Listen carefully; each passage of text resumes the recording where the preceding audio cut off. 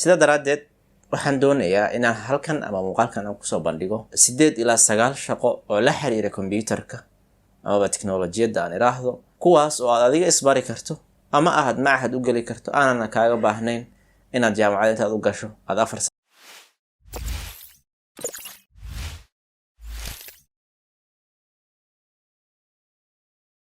Bismillah, assalaamu calaykum. Waxaan ka mid ahay dadka aadka u taageersan in wax la barto haddii ay leedahay marxaladda iskuulka, tan jaamacadda iyo marxaladda sare ee waxbarashada intaba. Taasna runtii sababteeda waa la garan karaa oo waxa weeyaan in waxbarashada heerarkeeda kala duwan ay bulshada dhisto, qof ahaan ay dhisto, bulsho ahaan ay dadka dhisto, dalalkana ay horumar iyo u horseedo barwaaqo. Sidaas oo ay tahay haddana waxaan nahay bulsho danyar ah haddaan Soomaali nahay. In badan oo naga mid ah waxa laga yaabaa inay ku khasbanaadaan inay shaqeeyaan intii ay wax baranayaan amaba aysan fursad u helin inay wax bartaan. Sida daraadeed waxaan doonayaa inaan halkan ama muuqaalkan aan kusoo bandhigo 8 ilaa 9 shaqo oo la xiriira kombiyuutarka ama tiknoolajiyadda aan iraahdo, kuwaas oo aad adiga isbari karto ama aad macahad u gali karto aanan kaaga baahnayn inaad jaamacad intaad u gasho aad 4 sano dhigato, sidaasna aad xirfad ku yeelato. Shaqooyinkan kaliya waxaad u baahan tahay waxa weeyaan kombiyuutar iyo internet haddaad doonayso adiga inaad isbarto. haddii kalena waxaad samayn kartaa in macaahidda lagu dhiga aad tagto aadna ka barato halkaas bil ilaa dhowr bilood ayay qaadataa oo 4 sano uma baahno. Xirfadahan kulligood waxa ay la xiriiraan kombiyuutarka. Waxaan xirfadahan usoo bandhigi doonaa siday u kala muhiimsan yihiin una kala qiimo badan yihiin. Waxaan ka bilaabaynaa tan ugu hooseyso ee ugu qiimo yar uguna fudud, waxaanan ku dhameynaynaa tan ugu adag uguna qiimaha badan. soo dhawaada mar kale oo walaalkiin Cabduuli Khaliif. Haddii aan ku bilowno marka xirfadda koobaad ama shaqada koobaad ee shaqada jaamacad kaga baahneen kombiyuutarkana la xiriirto waxa weeyaan email marketing specialist shaqay dhahan. Marar badan waxaad aragtaa inuu ku imaaday email xayisiin ah oo shirkad ka yimid. Dadka shaqadan ayada ay qabto waxa ay u xilsaaran yihiin si wixii ay soo saartay shirkad ama hay'ad ay ugu dir lahaayeen dadka emailada. Haddii aan leeyahay xayisiin ay doonayso inay xayisiiso shirkadda waxeeda amaba ay ahaan lahayd wargelin ay wargelinayso dadka. Inta badan website kasta oo aad gasho ama meel kasta oo aad tagto waxa la iska qoraa emailada. Dadka emailada arooriyo, kala saaro, kala qaybiyo, qayb xayisiin loogu talagalay iyo qayb wargelin loogu talagalay intaba. Qayb client ah iyo qayb customers cusub oo la rabo in la gaaro haddii ahaan lahayd intaba. Dadka arooriya ee kala saara ee emailada diro waxa la yiraahdaa email marketing specialist. Waa shaqo aad u fudud. Kaliya waxaad u baahan tahay emailka iyo sida listiyada loo sameeyo iyo sida loo arooriyo iyo sida shaandhayn loogu sameeyo inaad barato. Online ayaad ka baran kartaa, waana ay fududahay haddaad sii barto software iyo website la adeegsado ayaa jiro, waana sii bari kartaa shaqadan mid aad u adag ma ahan. Shaqada labaad waxa la yiraahdaa digital campaigner. Waxa uu qofkan ka mas'uul yahay xayisiinada online-ka. Online-ka waxa uu noqday hadirtaan meelaha ugu weyn ee xayisiinaha laga sameeyo ama laga sameeyo suuqgeynta. Sida daraadeed waxa loo baahan yahay dad fahmi kara tiknoolajiyadda iyo baraha bulshada si fiican u yaqaano, sida xayisiin loogu sameeyo yaqaano, qaabka xayisiin loo sameeyo fahmi karo, isla markaana sidaasayta hay'adaha iyo shirkadaha haddii dawlad ahaan lahaayeen iyo haddii kuwa private ahaan lahaayeen intaba arrintan ayada kala taliyo. Online-kana campaigns ama olole ama xayisiin ooga sameeyo. Wax kale marka uma baahnid, waxaad u baahan tahay asaasiyaadka marketing inaad barato iyo inaad barato baraha bulshada iyo website-yada online-ka ee xayisiinada lagu sameeyo Google ahaan lahayd iyo meel kale ahaan lahayd intaba sida loola dhaqmo oo loola tacaamulo. Dad sidoo kale koorsooyinka bixiya ayaa jiro. Website-yadan online-ka koorsooyada laga bixiyo sida Udemy iyo Coursera iyo website-yada la midka ah ayaad ka heli kartaa koorsooyin arrintan ayada sharxayo. Shaqada saddexaad waxa la yiraahdaa social media coordinator. Baraha bulshada, hay'adaha dawladda, kuwa gaarka loo leeyahay, shirkadaha cid walba maanta page ay samaysatay waxaana ay ku soo gudbiyaan waxyaabaha ay soo saaraan iyo waxyaabaha ay qabtaan si ay bulshada xiriir oo la sameeyaan oo meesha bulshada kala xiriiraan. Sida daraadeed waxa soo baxday xirfad cusub oo ah in ay jiraan dad ku shaqeeyo website-yadan ayada ee page-kan ayaga ah sida loo maamuli lahaa, wax loogu gudbin lahaa, la isugu xiri lahaa xafiisyada kala duwan ee hay'ad dawladeed ka kooban tahay ama ay ka kooban tahay mu'asaso waxbarasho ama ay ka kooban tahay hay'ad gaar ah ama shirkad gaar ah. Safaxaadka baraha bulshada haddii ahaan lahayd Facebook, haddii ahaan lahayd Instagram, haddii ahaan lahayd YouTube iyo Google intaba sida loo maamulo pageka ay ku leeyihiin shirkadahaas iyo hay'adahaas aan sheegnay ayay dadkan shaqadaasay qabtaan. waxa ay baranayaanna sida magacaba ka dhamaysay waa inay baraha bulshada si fiican u yaqaanaan, sida pageka loo sameeyo, sida wax loogu soo gudbiyo, iyo waa inay sidoo kale leeyihiin xirfad luqadood oo sareyso xag qoraal oo waxaad u baahan tahay inaad qoraal sax ah soo gudbin karto maadaama bulsho kala duwan aad la hadlayso. marka luqadda rasmiga ee lagu hadlo haddii af Soomaali ahaan lahayd iyo haddii English ahaan lahayd labadaba waa inaad ka dhisan tahay. xirfadda afraad waxa weeyaan web content specialist, dadka website-yada wax ku soo gudbiyo. hay'adaha dawladda iyo sharikadaha gaarka loo leeyahay labadaba website ay leeyihiin waxay ku soo gudbiyaan. hay'adaha waxbarashada sidoo kale muassasaadka waxbarashada jaamacadaha iyo iskuulada sidoo kale website ay leeyihiin. dadkaanita waxa ay qabtaan waxa weeyaan marka in ay website-daasi mas'uul ka noqdaan wixii lagu soo gudbin lahaa, wixii laga tirtiri lahaa, iyo wixii laga bedeli lahaa wixii hore loogu soo gudbiyay intaba. waxa aad u baahan tahay inaad barato waxa weeyaan asaasiyaadka luqadaha asaasiga u website samaynta iyo web builderska. tusaale ahaan oo kale HTML-ka iyo CSS-ka iyo JavaScript-ga oo ah luqadda programming ee lagu sameeyo website-yada waa inaad fahmi karto. uma baahnid inaad code dhan oo website aad qori karto, laakiin waxaad u baahan tahay inaad fahmi karto oo aad waxna ka tirtiri karto waxna ku dari karto. sidoo kale waxaad u baahan tahay inaad barato web builderska. website-yada hadda samayntooda waxa ay noqotay sidii waagi hore ma ahan oo code inuu sameeyo qofku uma baahna si uu website u sameeyo, kaliya waxa uu baahan yahay website builderska inuu sameeyo. haddii uu ahaan lahaa Google website builderskiisa iyo haddii ahaan lahayd WordPress-ka caanka ah ee inta badan Soomaalida isticmaalaan, website-yada Soomaalida isticmaalaan, ayaad u baahan tahay inaad barato. sidoo kale koorsooyin ayaad ka heli kartaa online-ka YouTube si bilaash ah iyo website-yada hore aan u sheegay Udemy iyo Coursera iyo kuwa la midka ah.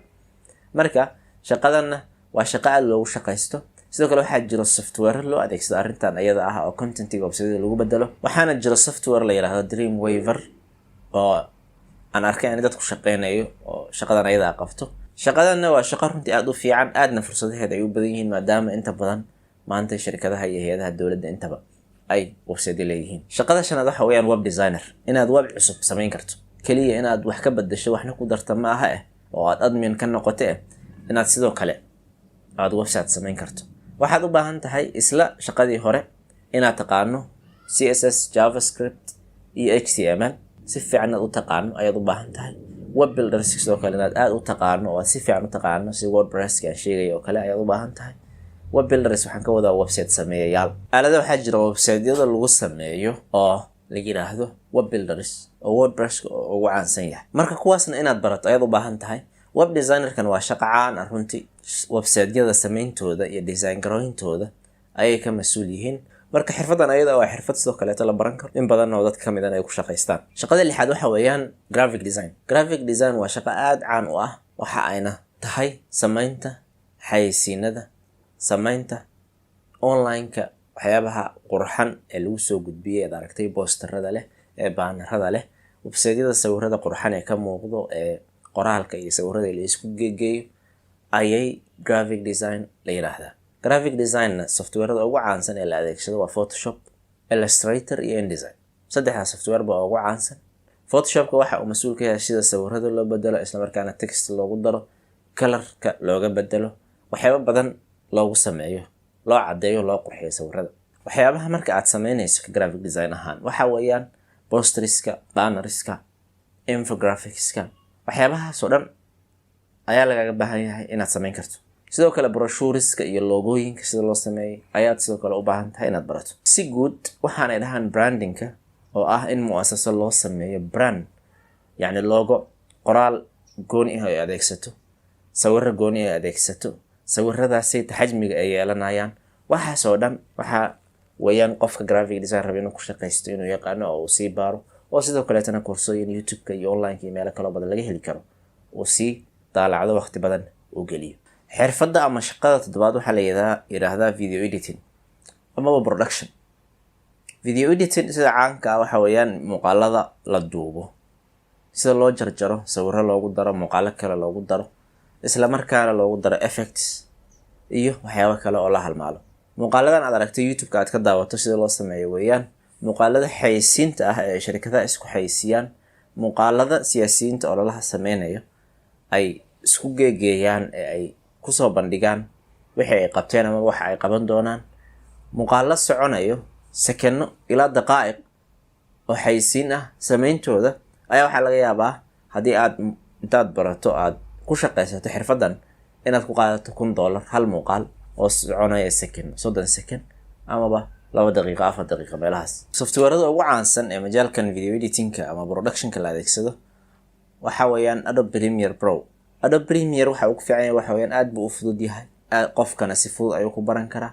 muuqaalo saacad soconayo ayaad asaasiyaadkiisa ku baran kartaa oo YouTube aad ka heli karto, amaba koorasyo diyaar ah oo dad ay si fiican u sharxayaan oo lacag ayaad heli kartaa. Softwareka labaad ee asagana caanka ah waxa weeyaan Final Cut Pro. Final Cut Pro kaliya waxa lagu isticmaalaa ama soo saartay shirkaddan Apple kombiyuutaradeeda. Haddii ay lahayeen laptopyada MacBook Pro-ga ama ay lahayeen kombiyuutarada waaweyn ee iMac ayaa ayagana lagu adeegsadaa oo aad baa loo isticmaalaa. Software kale oo yaryar oo aad u tiro badan ayaa jiro oo kuwa free ah xataa aad heli kartaa oo jira ayagana sida Sony Vegas iyo HitFilm iyo kuwa la midka ah. Marka qofkii daneynaya majaalkan inuu barto runtii waa majaal aad u ballaaran, qofkana uu horumar weyn ka sameyn karo, si fiican oo ugu shaqaysan karo, wax badan uu ka faa'iidi karo. Waxaa number 8 ah ama lambarka 8aad ku jiro oo aan doonayaa xirfadahan kamid ah xirfadan la yiraahdo motion graphics.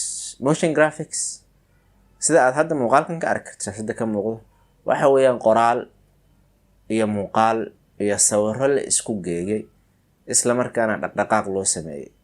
In la sameeyo waxaan ay yiraahdaan characterska ama kartoonka waxa la yiraahdaa, kadibna aad dhaqdhaqaajiso. Yani sida aad shaashada aad ka arki karto kartoonkan waa uu dhaqdhaqaaqaya. Dhaqdhaqaaqa sideen ugu sameeynay waxa lagu barto waxa weeyaan motion graphics. Software ugu caansan ee motion graphics lagu sameeyay asagana waxa la yiraahdaa Adobe After Effects.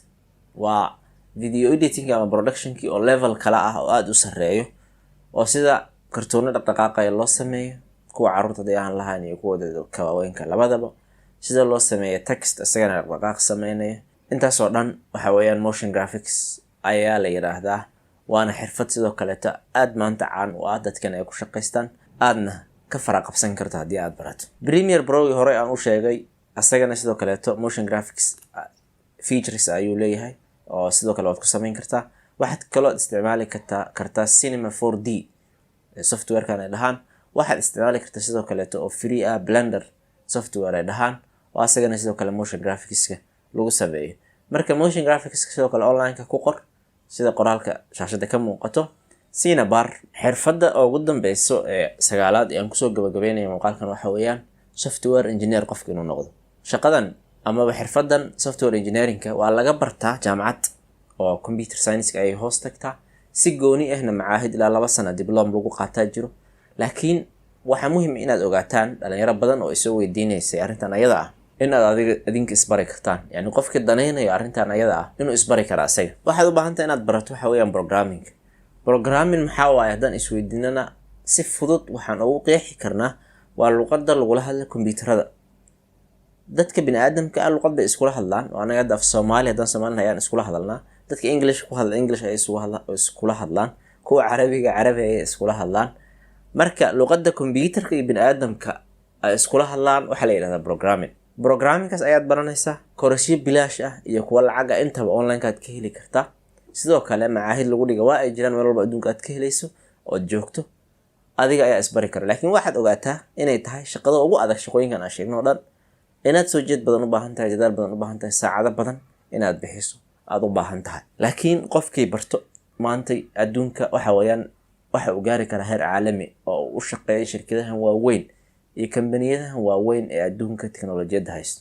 haddii aan lahayd Google, Facebook iyo Twitter iyo kambaniyadan kale ee waaweyn ee YouTube-ka iyo adduunka haysto ee maanta tiknoolajiyadda adduunka gacanta ku haya. qofka markii uu programming barto, programming-ka waxa aad baranayso waxa weeyaan luqadaha programming waa ay badan yihiin, waana tiro badan yihiin. C baa kamid ah, C++ baa kamid ah, C# baa kamid ah, Python luqada dhahaan oo hadda bariyahan caan ah. intaas oo dhanba waad baran kartaa. markii aad luqadahaas barato ama programming aad barato, waxa aad sameyn karto waxa weeyaan apps-ka ama application-nada mobilada ay ku shaqeeyaan. shirkadaha xawaaladaha oo kaleeto apps bay isticmaalaan, application mobile lagu soo dejiyo. kuwa games ah jiro oo la sameeyo. sidoo kale waxaa jiro apps-kaas ayaga in la sii hormariyo haddii cilad ay ku imaado la cilad bixiyo. waxa soo dadka shaqeeya waxa weeyaan software engineering ama software engineers ama software developer ayaa la yiraahdaa. Shaqadan ugu dambaysa marka ugu qiimo badan shaqooyinkaas aan sheegno dhan, waxaan rajaynayaa muuqaalkan inuu wax un idiin faa'iideeyay dhalinyarada Soomaaliyeed ee hanka sare leh ee maskaxdooda ka guuxaysa inay horumar gaaraan. In dadaal iyo waxaan isu rajaynaynaa insha Allah khayr badan. aad baad u mahadsantihiin. muuqaalka intaas ku yeetan muuqaal kale oo walaalkan Cabdulle Khaliif oo idin leh. Assalaamu calaykum.